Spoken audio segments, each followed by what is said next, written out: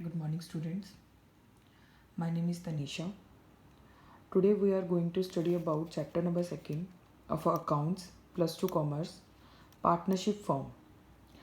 So let's get started with the meaning. First of all,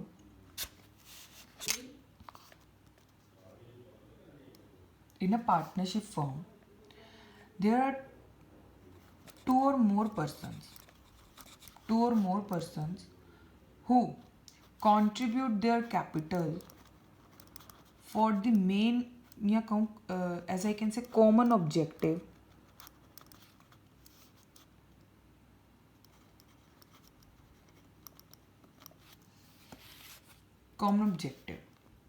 partnership क्या होती है जिसमें दो या दो से ज़्यादा पर्सन्स मिलकर कैपिटल कंट्रीब्यूट करते हैं फॉर द कॉमन ऑब्जेक्टिव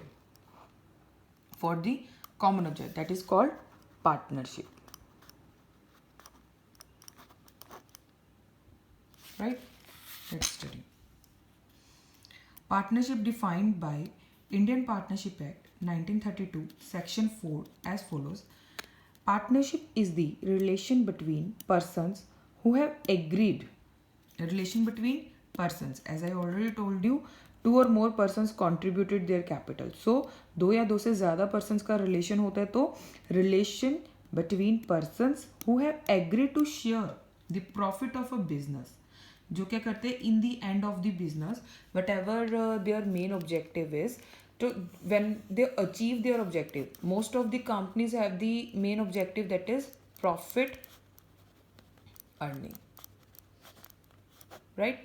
तो जब भी इनको प्रॉफिट होता है इनका दोनों क्या करते हैं suppose there are two partners that is A and B तो इस प्रॉफिट को वो as per profit sharing ratio suppose that is equal ratio है if there is a equal ratio then they contribute to profit in the equal ratio with each other.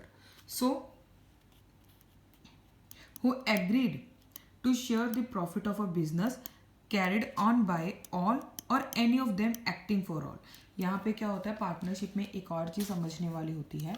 Suppose there are two partners A and B. Right.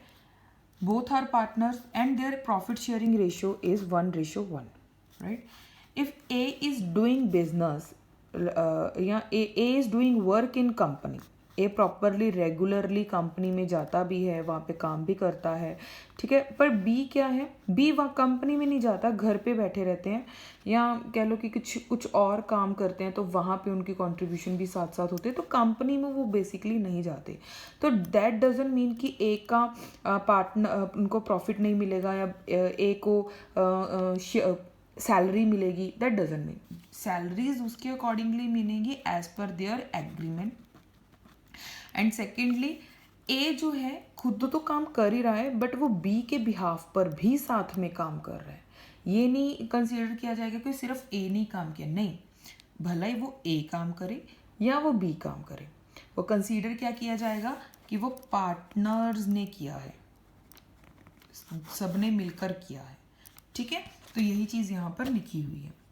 Partners in the relation between person. Partnership is the relation between persons who have agreed to share the profit of a business carried on by all or any of them acting for all.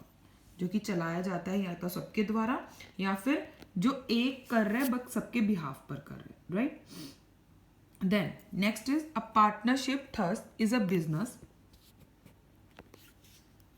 Thus, a partnership is a business relationship among two or more persons to share profit or losses of the business carried on by all or any of them acting for all. वही चीज़ बताइए जो persons का relation होता है दो या दो से ज़्यादा persons होते हैं जो कि profit earning के लिए काम करते हैं बट ये नहीं है कि हर बार उनको profits ही हो.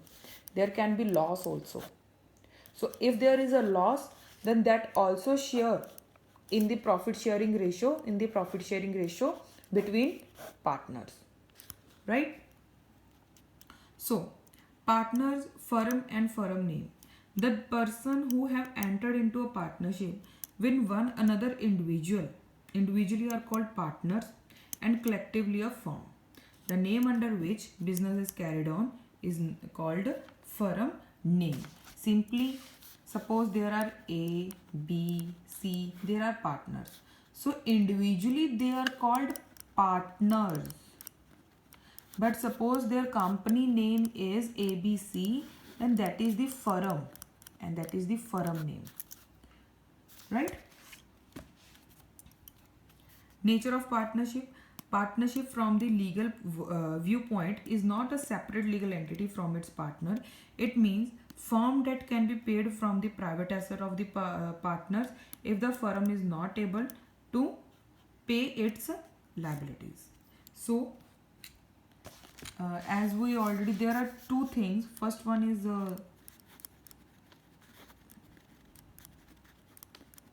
sole proprietorship and second is partnership. For example जैसे हम लोग अब तक पढ़ते आ रहे हैं कि जो नॉर्मल बिजनेस होते हैं, ये जो सोल प्रोप्राइटर है, जिसमें सोल प्रोप्राइटर यानी जिसमें एक मालिक होता है, राइट? तो जो बिजनेस होते हैं, ये जो कंपनीज होती है जिनके एक ऑनर होता है, वहां पे हम लोग क्या कहते हैं? सेपरेट लीगल एंटिटी बोलते हैं.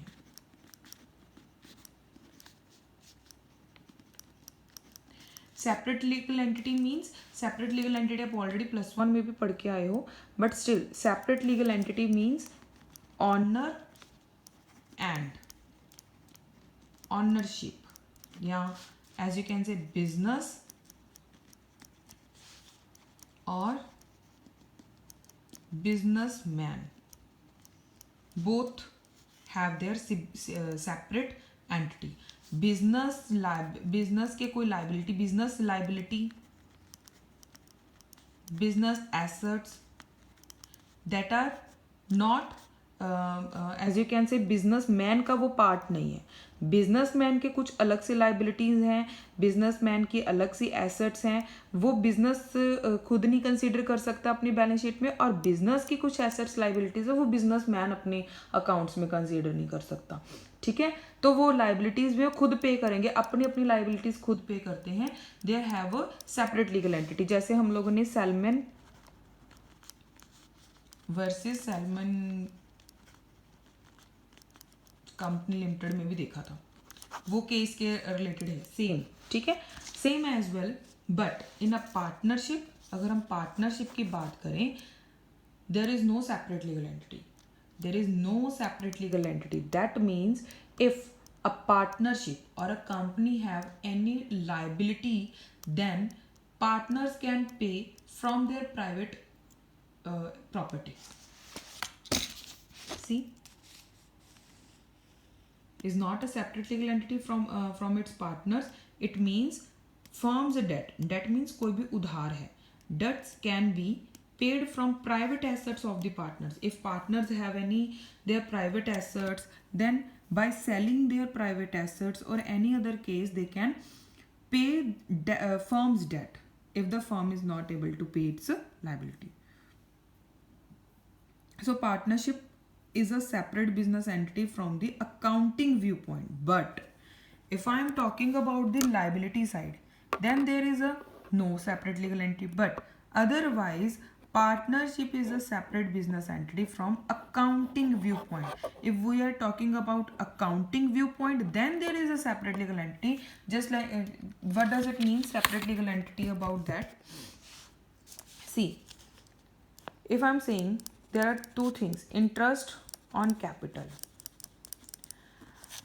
A partner invested 20,000 as a capital in the company or in a partnership, right? And getting 10% interest.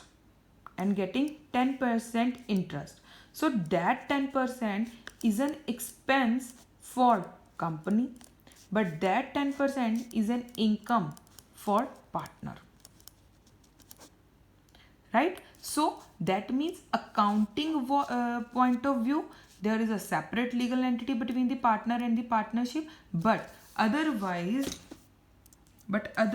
legal viewpoint, there is no separate legal entity. Clear? That is only the meaning. Now let's talk about the features. Features, there are two or more persons. As I told you, single person की कोई partnership नहीं होती. अगर आप कहो कि आप single हो and you are going to start a partnership account, partnership company, you can not. There must be minimum 2 persons required. वहाँ पे कम से कम 2 पर्सनस होने ज़रूरी हैं. सो 2 और मोर persons, there must be at least 2 persons to form a partnership and all such persons must be competent to contract. ये नहीं है कि कोई 18 साल या 21 साल से कम हो. देर वहाँ पे कोई माइनर नहीं पर्सन होना चाहिए. So all the partners must be competent to contract, right? According to Indian Contract Act 1872, every partner except the following competent to contract, कहता कुछ सारे पार्टनर्स जो होते हैं, सारे पर्सन्स हैं, वो कॉन्ट्रैक्ट कर सकते हैं as per 72 except of these 3 persons. Which one? Minor, as you told, as you we know who are minor, जो कि जैसे आप लोग हो +2 में जो अभी 20 के होंगे आप, या 20 के भी नहीं होंगे, 18 के होंगे, या 17 के होंगे, या 16 के होंगे. Some of you are 16, 17. So you are minor students, right? So minor you can not enter into any contract, right? Persons of unsound mind, unsound mind जो अभी दिमागी तौर से जो सही नहीं है, that also can not enter into any contract. Person disqualified by any law, या भी कोई भी पर्सन है जो पहले ही कानून की ओर से डिस्क्वालीफाई, या कहूँ ना किसी ने सपोज करो फ्रॉड किया हुआ है, वो उनको फिर कंपनी निकाल देती है ना, जो लॉ की ओर से पहले ही डिस्क्वालीफाई किए हुए हैं, that person also can not be entered into a contract. Maximum number of partners. The Companies Act 2013 empowers the central government to prescribe number of partners in a firm subject to maximum 100 partners. There can be 100 partners. Central government has prescribed maximum number of partners in a firm to be 50 wide. Rule of Companies, Rule 2014. Thus, in effect, a partnership firm cannot have more than 50 partners. There is very simple thing that कहता पहले क्या था कि उन्होंने central government to prescribe number of partners कितने थे, 100 थे. But central government ने कितने प्रेस्क्राइब किए हैं? सेंट्रल गवर्नमेंट हैज़ प्रेस्क्राइब, आप यहाँ से कर लेना सिंपली, द सेंट्रल गवर्नमेंट, पहले यहाँ तक कर लेना, उसके बाद यहाँ से कर लेना. द सेंट्रल गवर्नमेंट ने कितने प्रेस्क्राइब किए हैं? 50 किए हैं, ठीक है. और कहता उसमें 50 से ज़्यादा पार्टनरशिप नहीं हो सकती. Thus in affect of partnership firm can not have more than 50 partners. 50 partner से ज़्यादा नहीं हो सकते. हमने लिखा ना 2 और मोर पार्टनर्स, तो 50 पार्टनर से ज़्यादा नहीं हो सकते. आप यहाँ तक कर लेना. उसके बाद clear. After it agreement, partnership firms comes into existence by an agreement. Agreement can be oral and written. It can be oral and written. It is the basis of relationship among partners, which may be for a particular venture or for a period or at a will. The written agreement among the partners is known as partnership deed.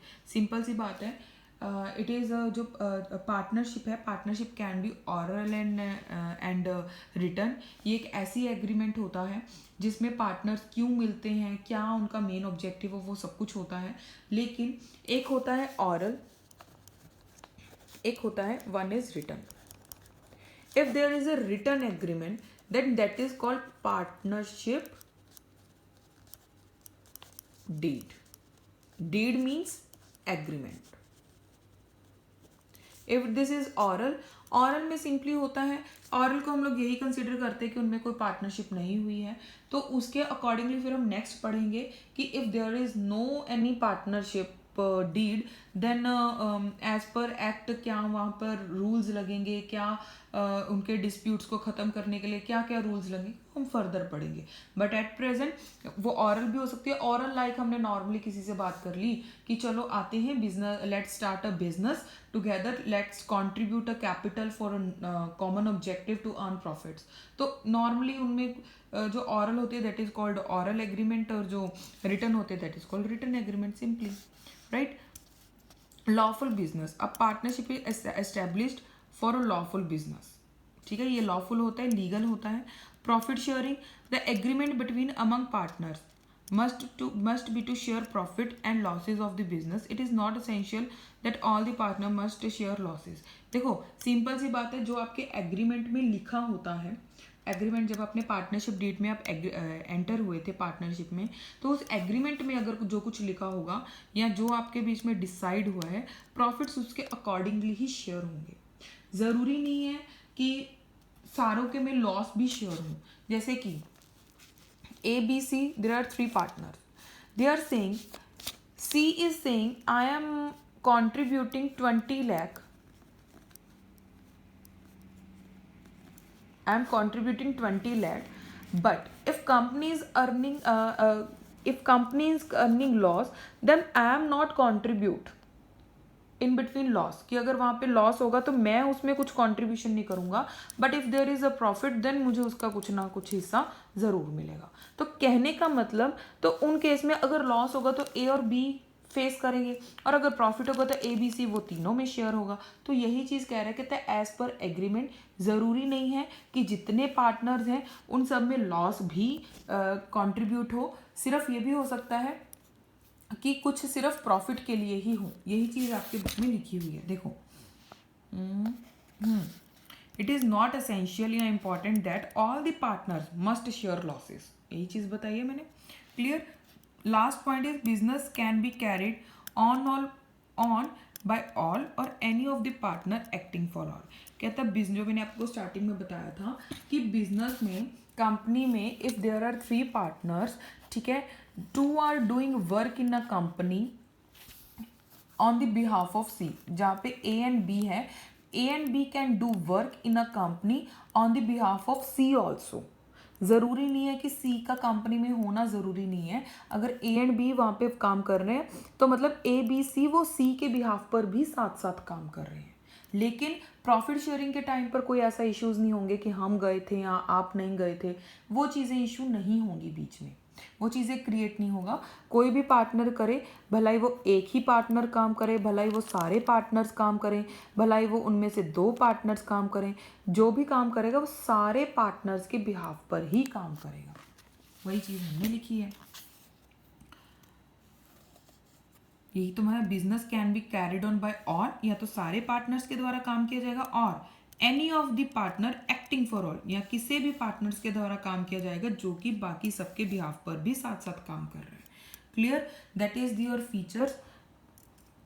Thank you.